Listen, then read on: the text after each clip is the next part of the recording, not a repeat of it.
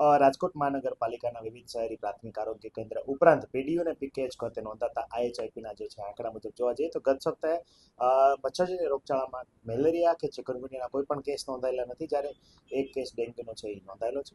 આ ઉપરાંત શરદી ઉધરસના 916 કેસ, સામાન્ય તાવના 727 કેસ, સાથે જોવા જઈએ તો 173 કેસ ઝાડા ઉલટીના અને પાણીજન્યમાં ખાસ કરીને ગત સપ્તાહે ટાઇફોઇડનો કોઈ કેસ નોંધાયેલો નથી, પરંતુ 2 કેસ જે છે છૂટાછવાયા કમળાના નોંધાયેલા છે. આ ઉપરાંત મરડા કે કોલેરાના કોઈ પણ કેસ ગત સપ્તાહે નોંધાયેલા નથી. સર અત્યારે વાદળછાયું વાતાવરણ પણ રહે છે, લોકોએ શું કાળજી રાખવી જોઈએ?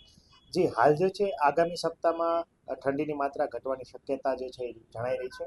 આ 2 દિવસથી ગરમીનું પ્રમાણ થોડું વધી રહ્યું છે અને શિયાળો જે છે એ વિદાય તરફ આગળ વધી રહ્યો છે.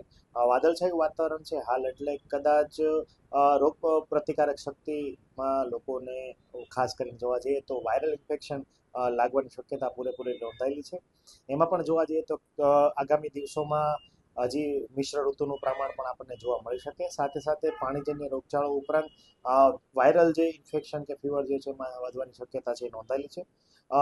જોવા જઈએ તો આગામી સપ્તાહમાં ખાસ કરીને લોકોએ શરદી ઉધરસથી બચવા માટે ખાસ જે તકેદારી રાખવી પડશે.